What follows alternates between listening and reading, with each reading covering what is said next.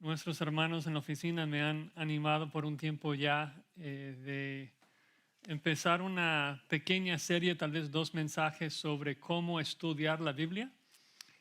Tengo la dicha, la bendición de dar varios cursos en el seminario donde enseño alrededor de 100 horas sobre este tema. No se preocupen, no vamos a dar 100 horas.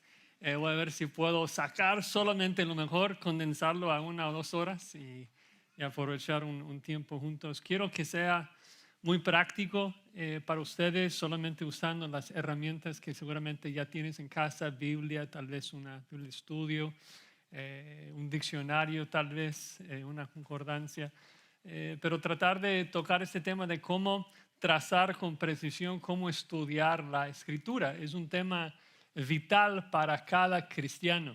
De hecho, o sea, tal vez no haya un tema más importante, es la única manera de conocer a Dios. Y Jesucristo nos dice, esta es la vida eterna, que te conozcan a ti, el único Dios verdadero y su Hijo también.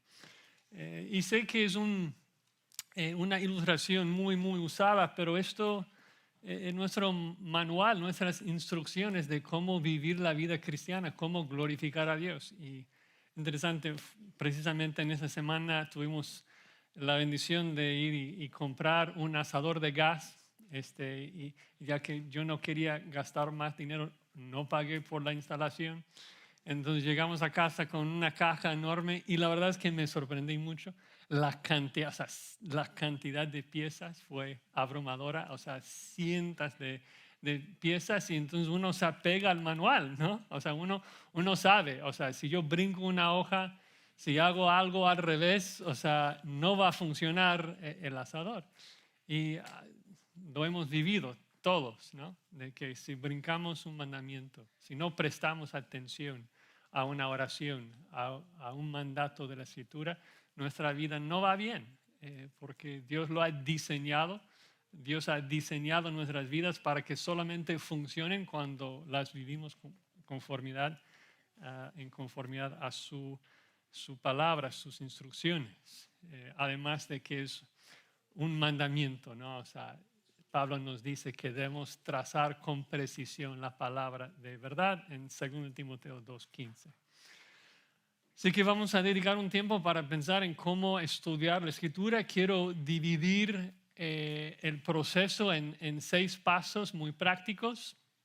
No vamos a hacer los 6 hoy, pero 6 pasos para poder estudiar la Escritura. El primer paso es orar, luego observar, analizar, corroborar, interpretar y aplicar. Voy a estar repitiendo los pasos, no tienen que anotar todos en este momento, pero orar, observar, analizar, corroborar, interpretar y aplicar. Y ya que el primer paso es orar, ¿por qué no oramos y pedimos la bendición del Señor sobre nuestro tiempo? Señor, te rogamos de que tú uses este tiempo para transformarnos a la imagen de tu Hijo Jesucristo.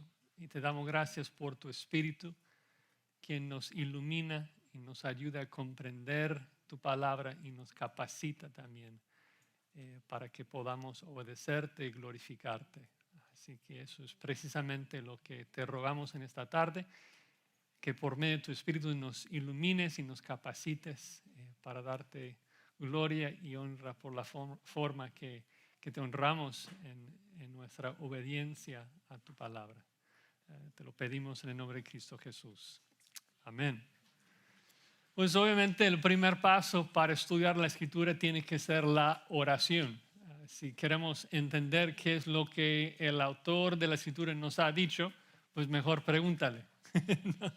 O sea, si digo algo y no lo entiendes, Josías, o sea, ¿qué quieres decir con esto? O sea, me preguntas. Es lo mismo con la Escritura. Antes de leer, antes de estudiar la Biblia, debemos pedir la ayuda del Espíritu Santo. Y esto es explícito tal vez por la verdad que encontramos en 1 Corintios 2:14, un versículo que seguramente tienen memorizado. Dice que el hombre natural no percibe las cosas que son del Espíritu porque se han de discernir espiritualmente. Dice de que, perdón, El hombre natural no percibe las cosas que son del Espíritu porque para él son locura, no es capaz de entenderlas. Entonces, el punto es de que nosotros en nuestra naturaleza carnal, pues no tenemos la capacidad de entender la Escritura, solamente es por medio del Espíritu Santo. Entonces, es importante entonces que nosotros le pidamos, ¿no? Señor, abra mis ojos para que vea las maravillas de tu ley, ayúdame a comprender tu palabra. Yo en mi carne soy muerto, un cadáver espiritual, yo no puedo comprender tu palabra, por favor, ilumíname. Hay una diferencia entre la iluminación y la revelación. La revelación es lo que tenemos acá, es cuando el Espíritu Santo nos habla. Hoy en día el Espíritu no nos habla directamente fuera de este libro, porque todo lo que necesitamos para la vida y la piedad, según de Pedro 1:3, ya lo tenemos. Toda la revelación de Dios está acá. Todo lo que Dios quiso decirnos lo ha dicho por medio de su Hijo revelado en este libro. Entonces Dios ya no nos revela más información, pero el Espíritu Santo sí nos ilumina, sí nos ayuda a comprender lo que ya ha dicho. Entonces, dentro de nuestras peticiones antes de estudiar la Biblia, está incluido esa petición para iluminación. Oramos que el Espíritu Santo nos capacite, nos ayude a comprender, nos ayude a entender su palabra. Y cuando digo entender, no me refiero solamente a un entendimiento intelectual. Porque cuando pensamos, por ejemplo, en un católico, cuando pensamos en un judío, o sea, hay mucha gente que estudia la Biblia, pero la verdad es que no les aprovecha. O sea, hay judíos que tienen todo el Antiguo Testamento memorizado. ¿Les ayuda eso? No, o sea, tienen mucha información intelectual, pero el Espíritu Santo no les está ayudando a entenderlo. Un trabajo que solamente hace con los creyentes. Por eso Salomón nos dice que el principio de la sabiduría, Proverbios 1, el principio de la sabiduría es el temor de Jehová. Si alguien no teme a Jehová, si alguien no conoce a Dios, si alguien no es salvo, no entiende nada. Están ceros todavía. Y suena como un poco raro, como que, uy, hay doctores que saben mucho. Hay católicos que saben mucho de la Biblia. No entienden nada de la Biblia, de acuerdo con Salomón. El principio, el comienzo de la sabiduría es el temor de Jehová. Si alguien no teme a Jehová, no sabe nada como debe de saberlo. Dice, oye, Josías, pero un católico lee la Biblia y interpreta correctamente ciertas doctrinas. Por ejemplo, entiende el infierno. Pero pregunto, ¿en verdad el católico entiende correctamente lo que es el infierno? No, o no iría allí. Es obvio que no lo entiende, porque si verdaderamente entendiera lo que es el infierno, huiría de allí. Se arrepentiría de sus pecados, confesarían sus pecados y acudirían a Jesús como su único Señor y Salvador. El principio de la sabiduría es el temor de Jehová. Entonces, cuando hablamos de iluminación, no estamos solamente pidiendo que el Espíritu Santo nos ayude de manera intelectual a llegar a una interpretación correcta. Estamos rogando que Él nos dé un entendimiento correcto del pasaje, lo que significa y lo que implica para nuestras vidas, cómo es de que nosotros debemos vivir a la luz de lo que el pasaje dice. Entonces, en términos teológicos, pedimos por iluminación y pedimos por santificación, ¿no? De que el Espíritu Santo nos ayude a comprender no solamente lo que significa, pero cómo cambiar nuestras vidas, cómo vivir más como Jesucristo. De hecho, en 2 Corintios 3:18, Pablo, hablando de la santificación, dice: por tanto, nosotros todos, mirando a cara descubierta como un espejo la gloria del Señor, somos transformados de gloria en gloria en la misma imagen como por el Espíritu del Señor. Entonces nos está diciendo de que es el trabajo, el rol del Espíritu Santo transformarnos hacia la imagen de Jesucristo cuando miramos su gloria en las Escrituras. Somos santificados de acuerdo con Jesucristo por la palabra de Dios. Juan 17, santifícalos, tu verdad, tu palabra es verdad. Y Pablo nos está explicando que el agente, o sea, la persona que nos santifica es el Espíritu Santo, que cuando vemos en la Escritura que Jesucristo es paciente, entonces el Espíritu Santo nos transforma esa imagen, nos hace más pacientes. Cuando vemos la gloria de la misericordia de Cristo en las Escrituras, que el Espíritu Santo nos hace más misericordiosos. Entonces, cuando estudiamos la Biblia, eso es lo que nos interesa. Comprender lo que significa y ver cómo es de que esto debe cambiar nuestras vidas y rogar que el Espíritu Santo haga ese trabajo de transformar y cambiarnos a la imagen de nuestro Señor Jesucristo. Y mi punto es simplemente esto, de que el primer paso es orar que el Espíritu Santo nos ilumine, que nos transforme, pero no es de que decimos amén y luego no hacemos nada. La iluminación y la santificación no vienen a nuestras vidas por osmosis, no vienen de manera automática. Tenemos que ser diligentes y estudiar la Biblia. Llegamos a ser iluminados por el Espíritu Santo, es el único que hace la obra, pero lo hace mientras nosotros estudiamos la palabra, porque Dios ha establecido medios en este universo, medios por los cuales Él obra, medios por los cuales Él trabaja. Sería similar como comparación si decimos, ¿quién salva a la gente perdida? ¿Quién salva a la gente? Pues obviamente Dios. Nosotros en ese sentido no colaboramos en la salvación de la gente. Yo no puedo salvar a nadie, pero Dios podría salvar a tu vecino sin que tú le prediques. Suena raro decir no, pero la respuesta bíblica es no. Dios ha establecido el medio es la predicación del Evangelio, ¿no? De que la salvación viene por el oír el Evangelio. Entonces no colaboramos con Dios en la salvación de la gente, pero Dios nos usa para salvar a la gente. Y es lo mismo en la santificación. No es de que yo voy a cambiarme más a la imagen de Jesucristo en un sentido, eso es el trabajo del Espíritu Santo. Pero ¿cómo lo hace? Pues soy responsable de estudiar la Escritura, de meditar en la Escritura, de trazarla con precisión. Entonces, primer paso es orar, porque sin el trabajo del Espíritu Santo no vamos a entender la Escritura, no vamos a poder aplicarla a nuestras vidas. Pero luego eso nos guía al segundo paso, que es observar el texto.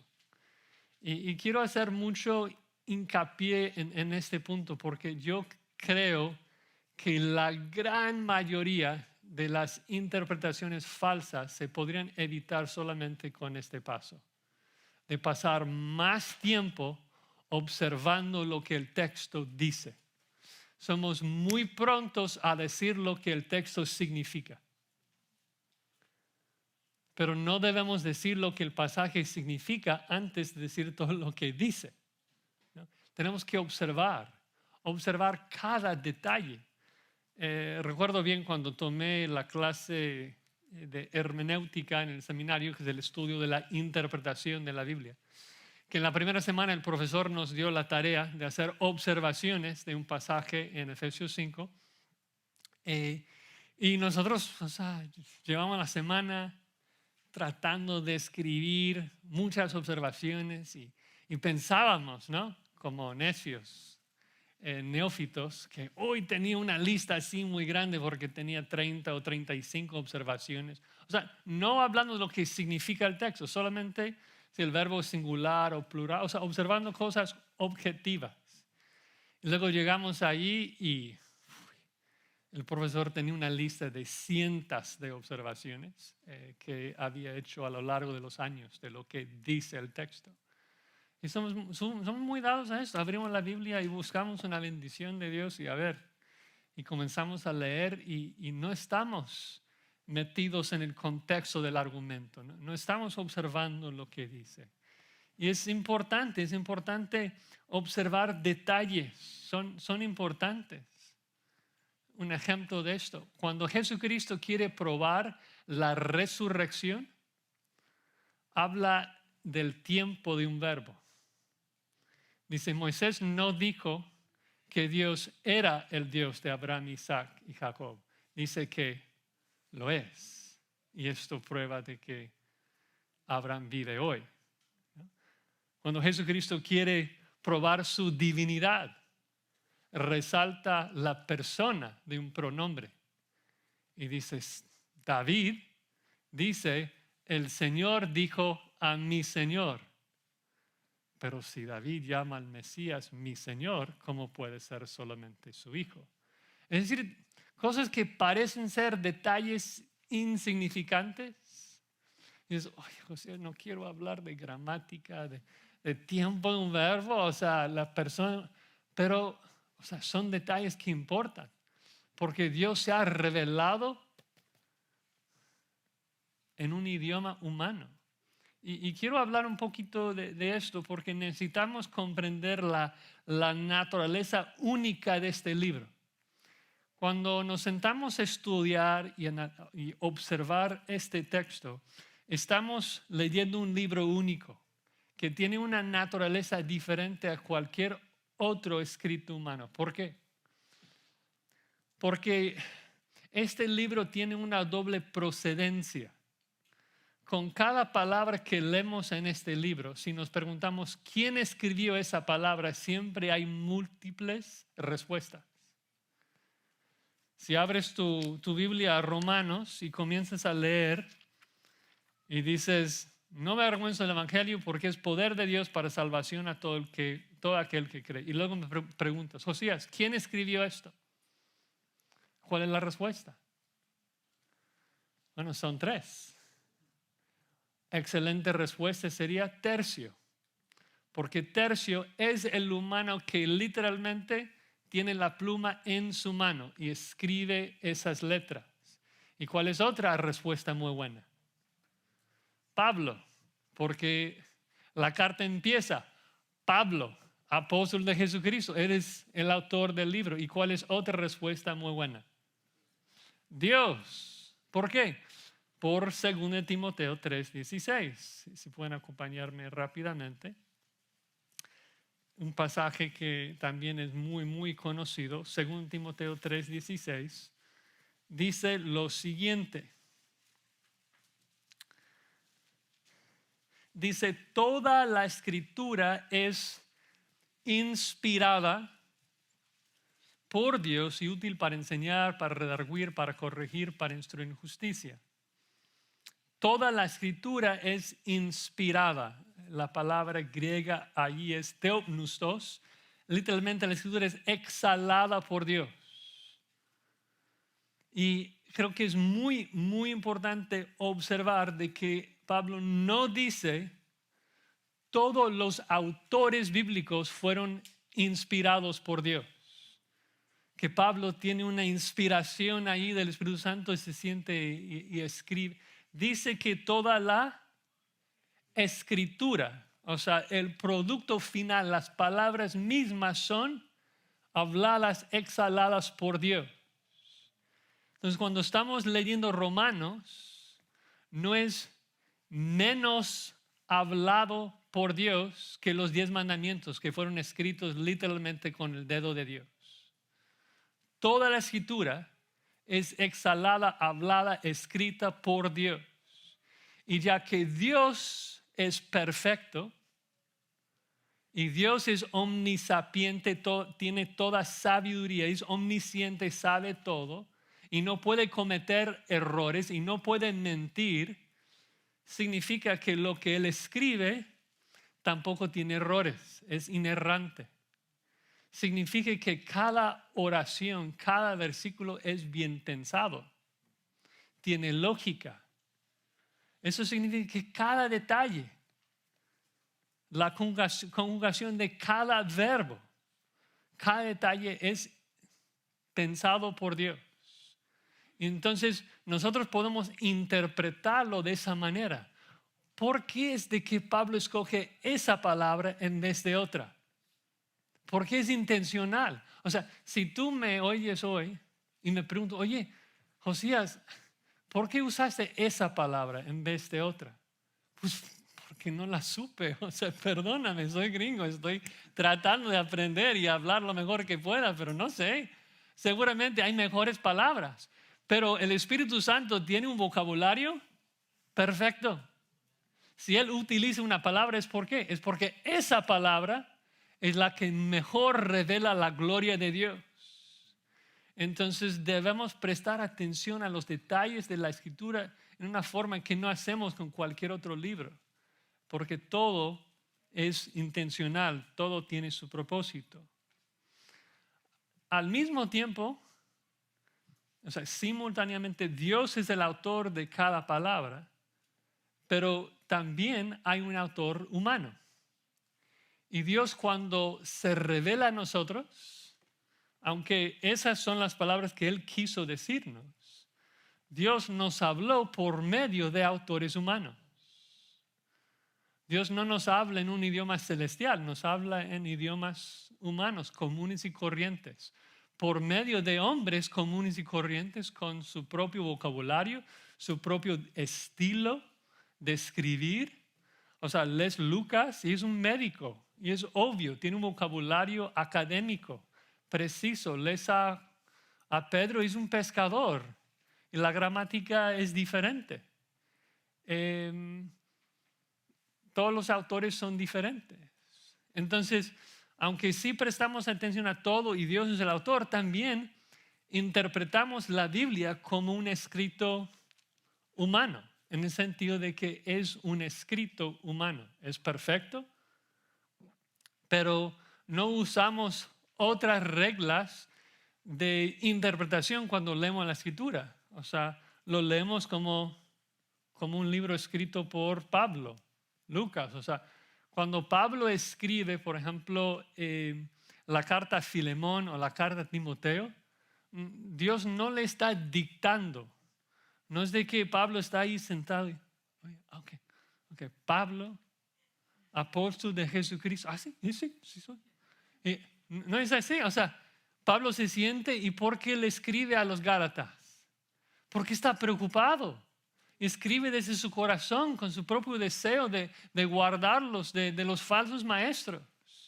Entonces, cuando interpretamos la Escritura tenemos que usar las mismas herramientas, la misma interpretación que usaríamos, los mismos principios que usaríamos para cualquier otro escrito, de ver el argumento del autor, de ver cómo presenta su argumento.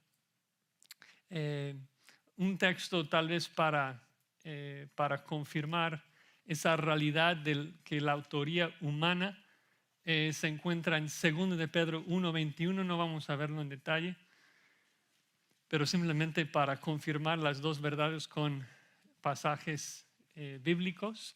Entonces, la autoría divina de la Escritura se encuentra en 2 de Timoteo 3:16. La autoría humana se encuentra en 2 de Pedro 1:21 y 21, o sea, 20:21. Dice, entendiendo primero esto, que ninguna profecía de la Escritura es de interpretación privada, es decir, de que los profetas no están inventando cosas, porque nunca la profecía fue traída por voluntad humana, sino que los santos hombres de Dios hablaron siendo inspirados por el Espíritu Santo. Entonces el Espíritu Santo los está cargando a escribir lo que Él quiso, pero el punto es que el autor humano es el que está escribiendo de su propio vocabulario y estilo, ¿no? Entonces prestamos atención, es el punto, y interpretamos el texto como un texto humano y hacemos observaciones. O sea, ¿quién escribe? ¿A quién escribe? ¿Dónde está el autor? ¿Dónde está la audiencia? ¿Cuándo escribe? ¿Por qué escribe? ¿No?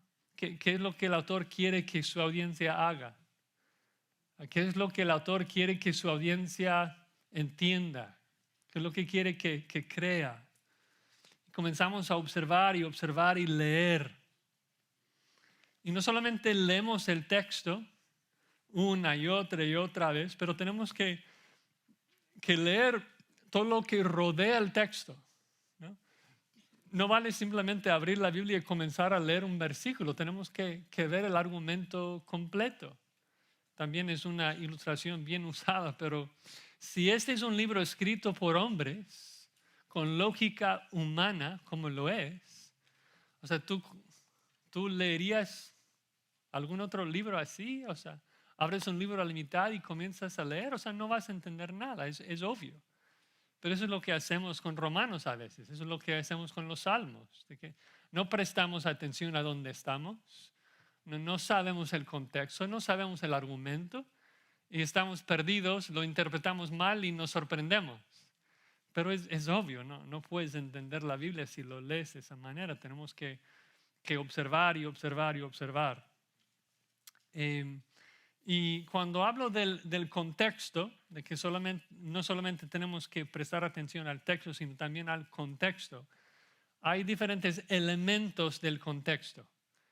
Vamos a ver rápidamente 4 elementos del contexto. El contexto histórico, canónico, lejano e inmediato. No tienen que recordar eso, pero vamos a empezar con el contexto más amplio, que es el contexto histórico, y luego ir haciéndolo más específico hasta el contexto inmediato. El contexto histórico es la historia que rodea el escrito del libro. O sea, este es un libro que no solamente es un libro de historia, pero es un libro histórico. O sea, se escribió y describe eventos reales, eventos históricos. Hay eventos específicos que conducen al autor a escribir. Está hablando con gente que existía en cierta época y nosotros estamos muy lejos de ellos en muchas maneras. Estamos lejos de su idioma, o sea, hebreo, arameo y griego. Estamos lejos en términos de tiempo. Estamos lejos de cultura. O sea, los judíos 2000 años antes de Cristo tenían una cultura muy diferente a la nuestra. Estamos lejos de la geografía de los eventos de la escritura. Estamos muy lejos de muchas cosas. Y parte de lo que queremos hacer cuando leemos la escritura es de que queremos viajar en tiempo y en geografía y tratar de ponernos en la piel de la audiencia original. Queremos recibir la carta exactamente como la audiencia original la hubiera recibido. Entonces, si Pablo escribe a los romanos, yo quiero pensar, soy romano del primer siglo, ¿no? Vivo en Roma en el primer siglo. ¿Cómo es mi vida? Porque solamente así vamos a comprender la intención original del autor, quien es Pablo, escribiendo a los romanos. Tantas veces nuestra primera reacción cuando leemos la escritura es: ¿qué provecho puedo sacar para mí, para mi vida en Los Ángeles, en el año 2000 después de Cristo? Es lo automático, es que pensamos en nuestros términos. Pero esto no nos es útil a la hora de interpretarlo. Esto sí es importante a la hora de aplicarlo a nuestras vidas. Pero a la hora de interpretar y indagar qué es lo que el autor original quiso decir a su audiencia, para eso necesitamos viajar en tiempo, viajar en espacio, o sea, a la tierra de Israel en su tiempo. Y es un trabajo considerable tratar de pensar en esos términos, pensar en el contexto histórico, solamente, por ejemplo, pensando en el tiempo del escrito. Si pensamos en Génesis 12, que Dios le dice a Abraham: quiero que salgas de Ur de los caldeos y voy a mostrarte una nueva tierra que sabemos que es Israel. hay tanto contexto histórico allí, de que Dios está hablando con Abraham. Abraham vive en el 2166 antes de Cristo. Y obviamente, o sea, la cultura muy diferente, lo que hacían, su modo de transporte de Ur de los necesitamos saber dónde está Ur, dónde está Israel, qué es lo que Dios le pide hacer, cómo era su religión. O sea, hay muchos componentes, pero no solamente eso. También nos importa sobre el contexto del escrito de Génesis. O sea, ¿Abraham escribió Génesis? Abraham no escribió Génesis, Moisés escribió Génesis. Entonces estoy leyendo Génesis 12 pensando en Abraham, pensando en el año 2166 para comprender los acontecimientos que Moisés describe. Pero Moisés escribe Génesis en el año 1410 por allí, o sea, antes de morir y el pueblo de Dios entrar en la tierra prometida. Y necesitamos saber entonces cuál es el propósito de Moisés. ¿Por qué es que Moisés escribe Génesis 12? ¿A quién lo escribe? O sea, Moisés describe Génesis 12 para la segunda generación de los israelitas. Sus padres habían muerto en el desierto. Ellos han rodeado por el desierto 40 años. Solamente conocen arena y están a punto de entrar, cruzar el río Jordán y conquistar la tierra prometida. O sea, pelear contra los cananeos, matar a la gente de Jericó. Tienen temor, no saben qué hacer. Moisés escribe a ellos, a esos soldados, a esos guerreros que van a conquistar la tierra prometida, y les está explicando de su herencia, de su procedencia, de dónde son, quiénes son. Son adoradores de Jehová y por qué tienen que matar a los cananeos. Entonces, cuando leemos Génesis, hay muchos factores ahí, y lo más que sea posible, nuestra meta es leer el libro como si fuéramos la audiencia original. Si estoy leyendo Génesis, yo necesito prender la calefacción, allí salir en la arena y sentir el calor, pensar en quién soy y lo que Moisés me está escribiendo. Porque al fin y al cabo, eso es lo que me interesa saber, es la intención del autor original.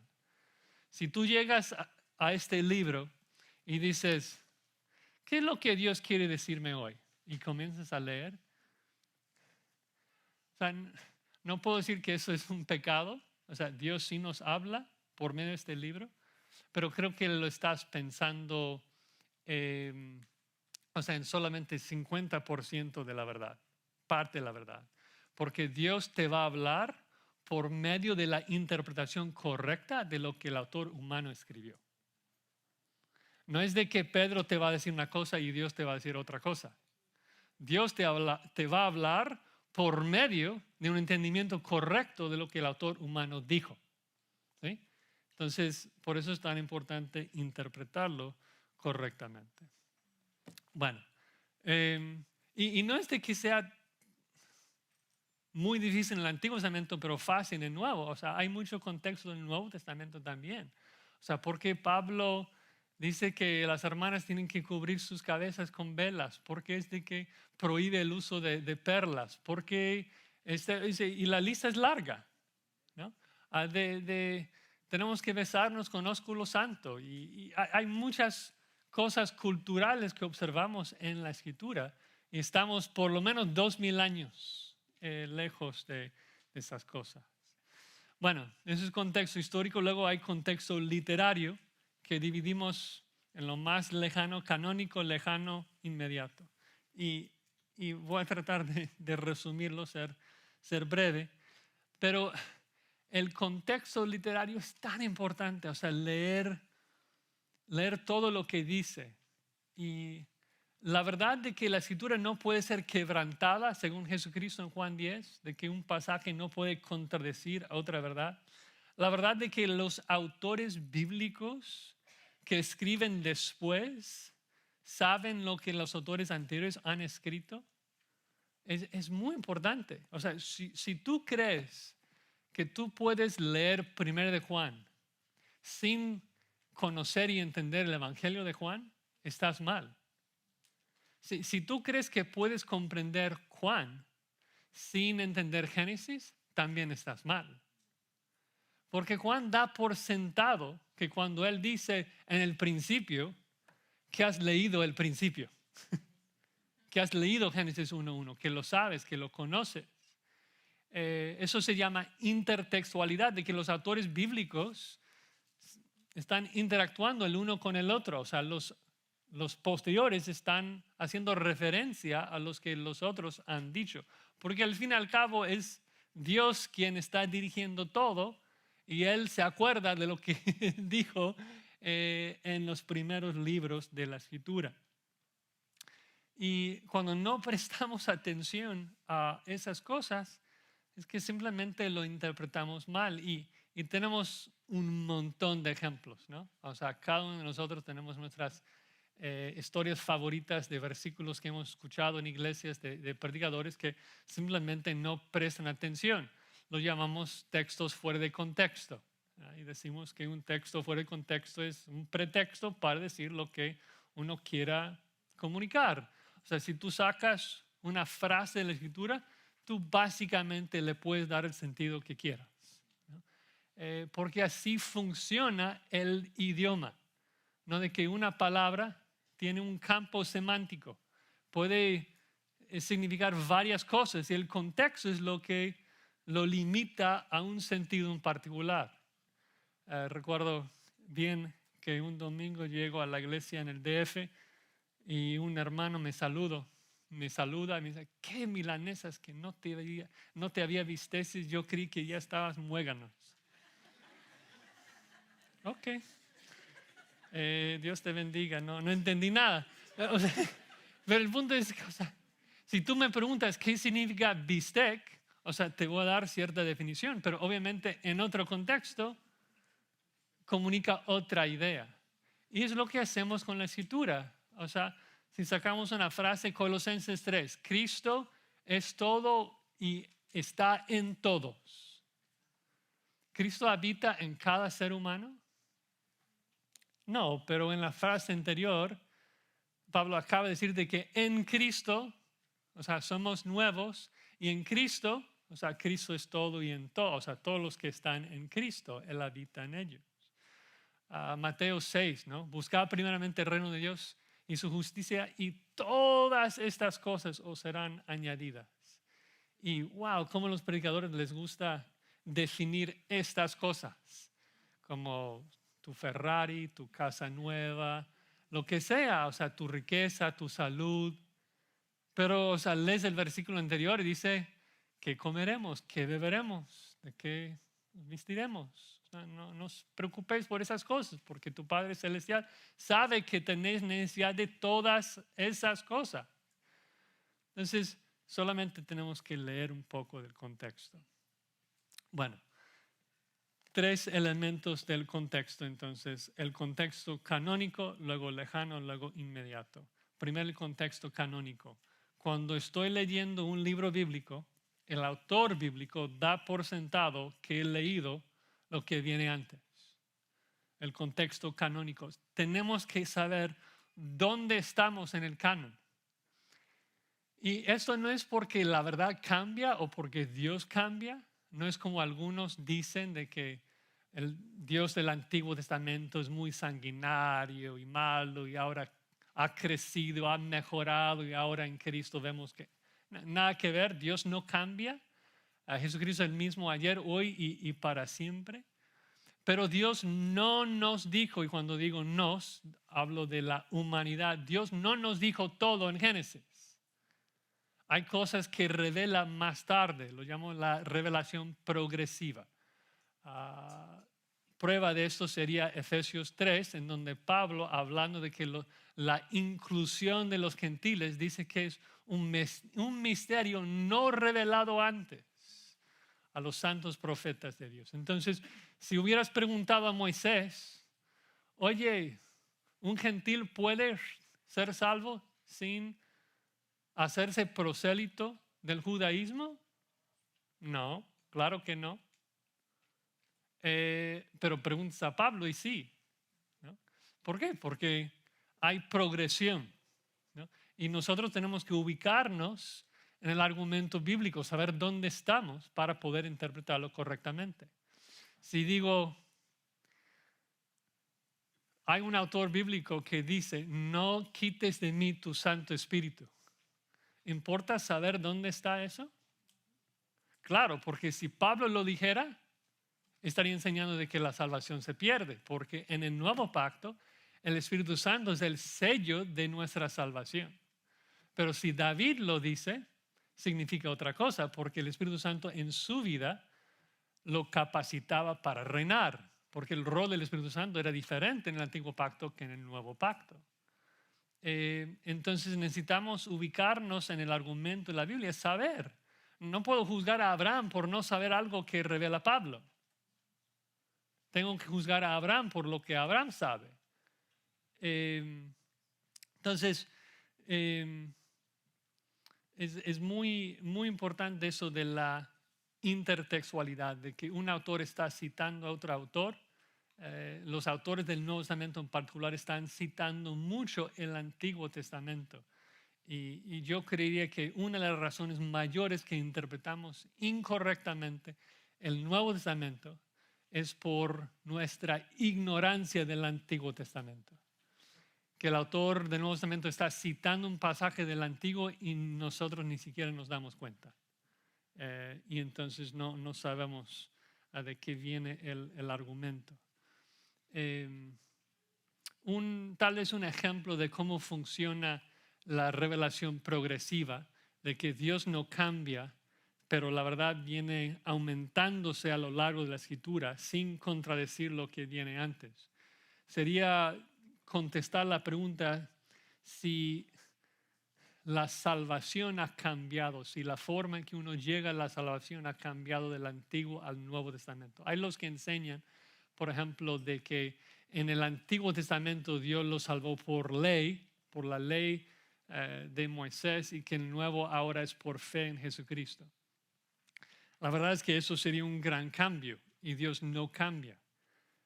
Pero la realidad es de que la salvación siempre ha sido por el mismo medio, siempre ha sido por fe en el Mesías venidero.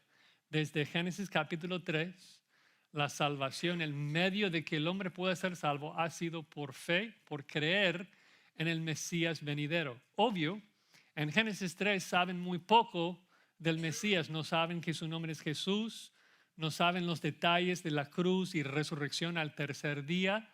Nosotros tenemos más información, somos responsables por creer más. Pero tenían la misma esperanza en el Mesías. Lo que llamamos el protoevangelio se encuentra en Génesis capítulo 3. Y cuando lo analizamos, la verdad es que nos damos cuenta de que describe el mismo medio de salvación que hoy. En el contexto Génesis 3, obviamente Adán y Eva acaban de comer el fruto, la naturaleza humana cae en pecado y Dios se les acerca y está condenando su pecado. Y mientras condena en particular a la serpiente, luego viene una promesa en el versículo 15, es la primera promesa que encontramos en la Biblia. Y dice versículo 15, pondré enemistad entre ti, o sea, la ti ahí se refiere a Satanás, entre ti y la mujer, entre tu simiente y la simiente suya. Esta, la simiente de la mujer, te herirá en la cabeza y tú le herirás en el calcañar. Entonces, Adán y Eva caen en pecado, merecen morir. Y Dios viene y por su gracia les da la promesa de que Eva va a tener un hijo, un descendiente, y esa simiente va a herir a Satanás en la cabeza, le va a matar. Lo interesante es de que tan pronto termina Dios de hablar, en el versículo 19, lo primero que Adán hace en el versículo 20, vean lo que dice. Dios termina de hablar y dice, y llamó a Adán el nombre de su mujer Eva. ¿Por qué Eva? Dice, por cuanto ella era madre de todos los vivientes. Entonces, Adán y Eva están creyendo en Satanás en el versículo 10, pensando de que si comen el fruto van a ser como Dios. Fueron engañados por Satanás, tienen su fe en la palabra de Satanás. Luego Dios viene y Dios les da una promesa. Eva, tú vas, o sea, merecían morir en ese preciso momento. Pero Dios les acerca y les dice, Eva, tú vas a tener un hijo y tu hijo va a matar a Satanás. Y tan pronto Dios termina de hablar, Adán dice, entonces eres Eva, porque tú vas a ser la madre del mundo. O sea, tú vas a tener un hijo. Y si Eva va a tener un hijo, ¿qué implica eso? Que Adán cree en la promesa de Dios. Adán cree de que Eva va a vivir y tener un descendiente. Entonces, tan pronto Adán nombra a su mujer Eva, dice en el versículo 21 que Jehová Dios hizo al hombre y a su mujer túnicas de pieles y los vistió. Dios mata a un animal, no los viste con hojas, los viste con pieles. ¿Dónde agarra pieles? O sea, mata a un animal, un sacrificio, y los viste con esas pieles. Entonces esto, o sea, es una primera imagen de lo que es el Evangelio, de que Adán y Eva son pecadores. Dios les da una promesa de un Mesías venidero que les va a salvar de Satanás. Ellos creen en esa promesa. Vemos fruto de su fe en que Adán nombra a su mujer Eva. Entonces Dios provee redención por medio de la muerte de un sacrificio.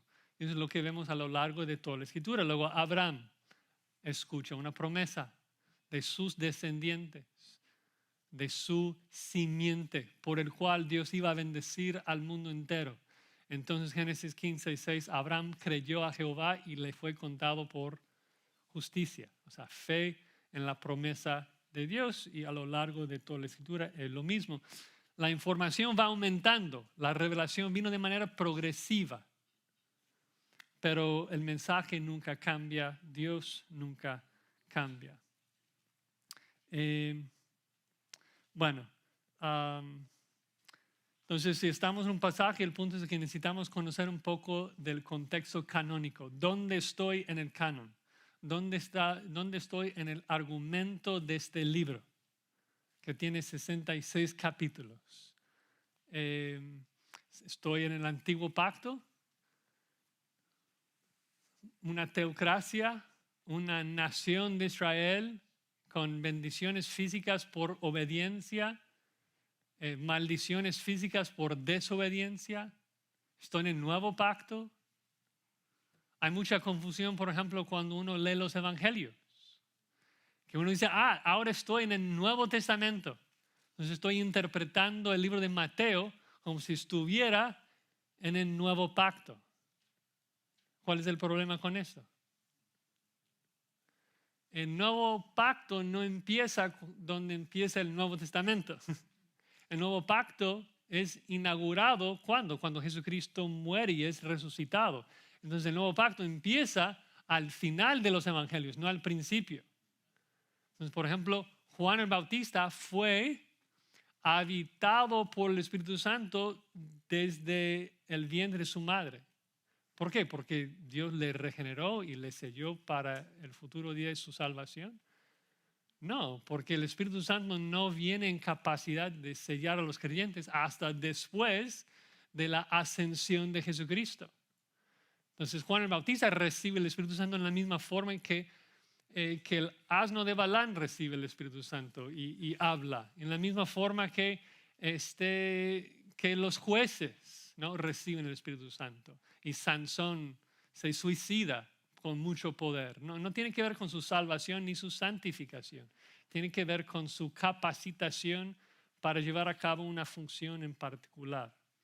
Entonces necesitamos saber dónde estamos en el canon. También tenemos que saber dónde estamos en el libro, ¿no? Si estoy en Romanos 5, necesito saber, o sea, ¿qué es lo que viene antes? ¿Qué es lo que viene después? Necesito saber el argumento. Entonces necesito ubicar el versículo en el contexto del libro entero, ¿no? No vas a poder entender Juan capítulo 2 si no has leído los últimos capítulos en donde Juan explica su propósito de escribir. Otro ejemplo sería 1 de Juan.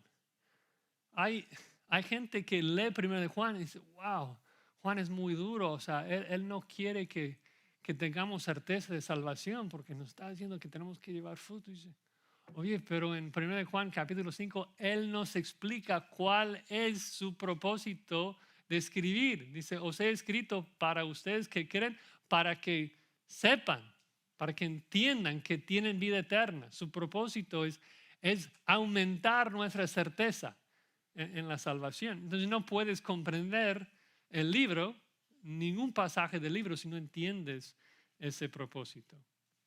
Y finalmente, obvio, el contexto inmediato.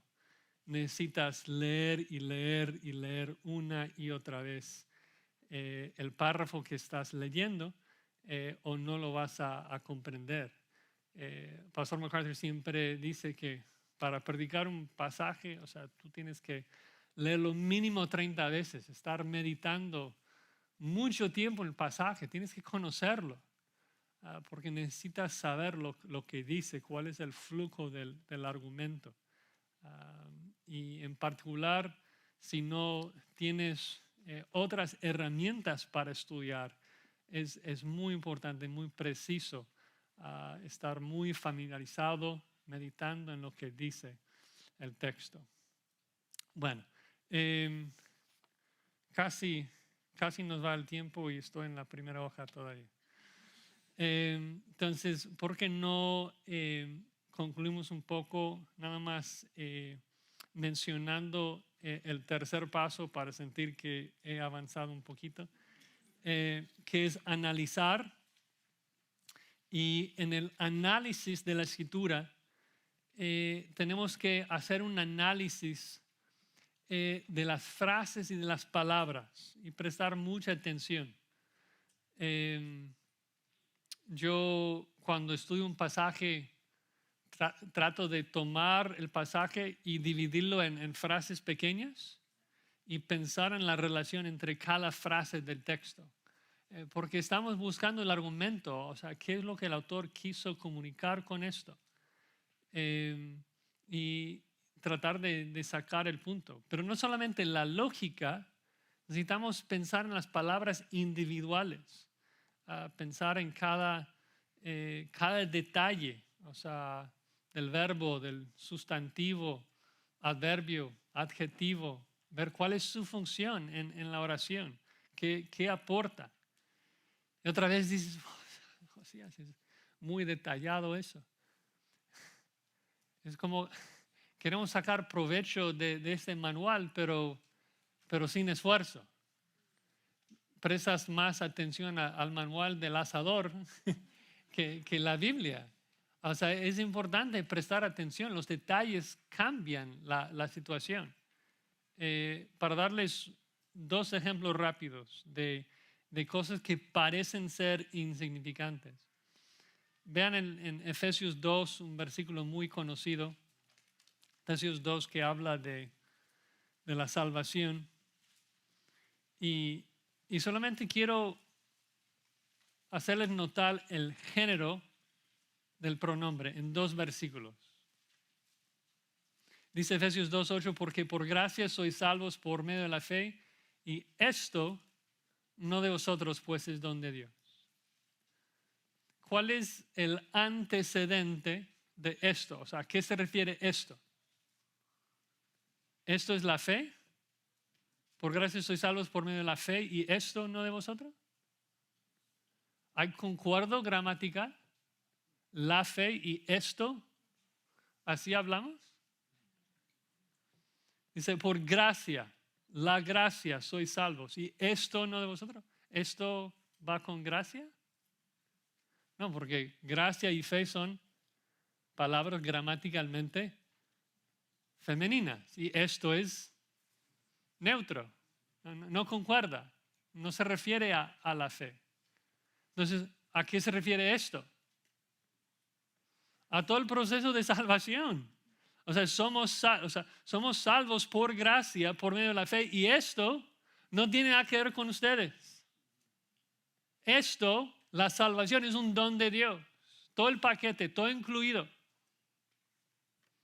Lo mismo pasa en Hebreos capítulo 12, donde el género de una palabra es muy, muy importante. Hebreos 12, 17. Está hablando de Esaú, y aquí vamos a concluir con el análisis. Está hablando de Esaú, un fornicario. Está hablando de apóstatas que vienen a la iglesia por un momento y luego abandonan, que nunca son salvos y abandonan y regresan al mundo. Y dice, ya sabéis que aún después, deseando heredar la bendición, fue desechado y no hubo oportunidad para el arrepentimiento, aunque la procuró con lágrimas. ¿Qué significa eso? Hay los que dicen, ya ves, que una persona puede querer arrepentirse y, uy, Dios, perdóname, quiero arrepentirme y creer en Jesucristo, pero Dios los rechaza. Así como Esaú que quiso arrepentirse, pero no pudo. ¿Es lo que dice el texto? Presten atención al género de la palabra la. No hubo oportunidad para el arrepentimiento, aunque la procuró con lágrimas. ¿La se refiere a arrepentimiento? No puede, es imposible. ¿La se refiere a qué? A la bendición. Quiso la bendición, está llorando. Quiere ser bendecido. ¿Qué es lo que no quiso hacer? Arrepentirse. No pudo arrepentirse. Quiso la bendición, pero no arrepentirse. Es apóstata, es como Judas. Judas está llorando. Regresa a los fariseos, les tira las monedas. Sabe que ha hecho mal, está llorando, está tan triste que se va y se suicida. ¿Qué es lo que no hace? Señor, perdóname. Jesús está ahí a su lado, pero su corazón estaba tan duro, tan endurecido, que no puede. El autor de Hebreos nos está exhortando. Arrepiéntate hoy. No sabes si podrás mañana. Pero hoy, si te arrepientas, Dios te recibe. ¿No? El que va a Jesucristo, Jesucristo siempre lo recibe. Entonces, el punto es simplemente darles unos ejemplos de la importancia de prestar atención a los detalles, de prestar atención al contexto, leer la escritura. Tenemos mucho más que vamos a cubrir en otra oportunidad, pero sí quiero terminar una vez más tratando de aumentar nuestro aprecio por la palabra de Dios. Entonces es una joya lo que tenemos, es un regalo increíble que Dios nos ha dado su palabra, que nos ha comunicado todo lo que necesitamos para la vida y la piedad. Y quiero ilustrar esto con un versículo que realmente nunca puedo entender totalmente. Se encuentra en Juan 16, en el versículo 7.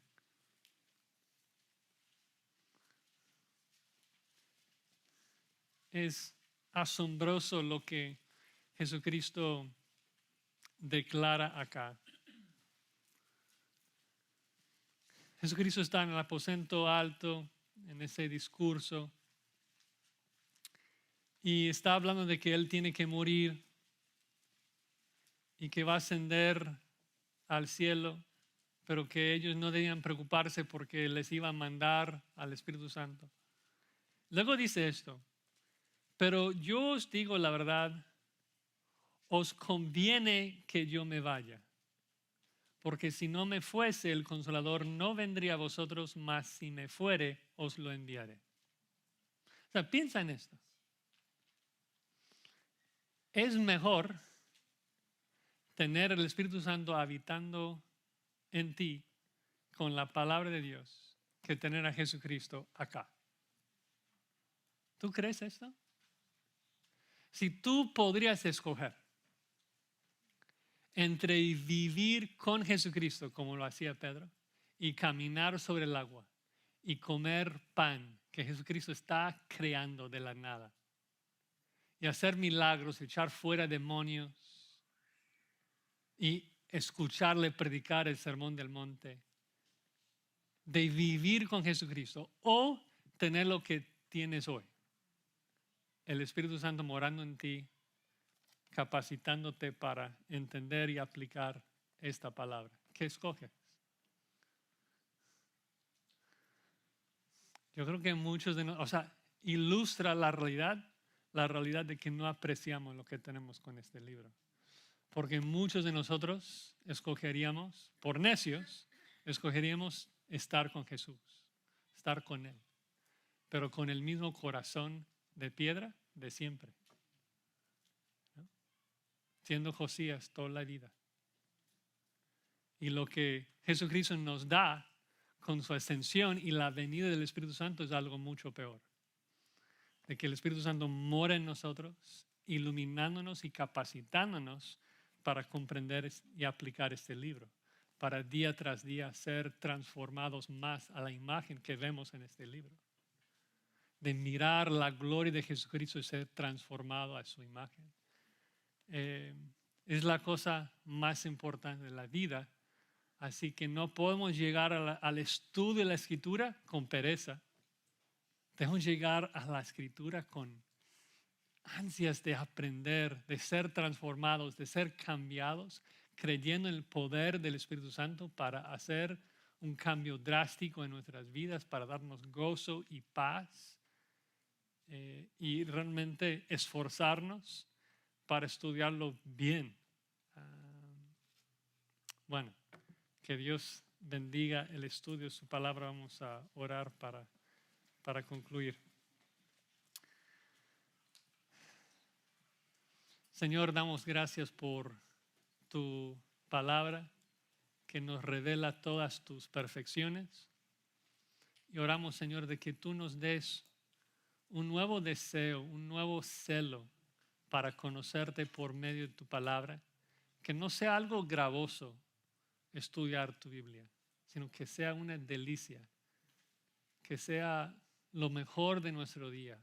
Poder pasar tiempo estudiando, analizando, escudriñando tu palabra para conocerte más y mejor todos los días de nuestras vidas. Y gracias te damos por Jesucristo. Es en su faz que vemos tu gloria, Señor. Y gracias por el don del Espíritu Santo que nos ilumina y nos capacita y nos transforma a tu imagen. Te damos gracias en el nombre de Cristo Jesús. Amén.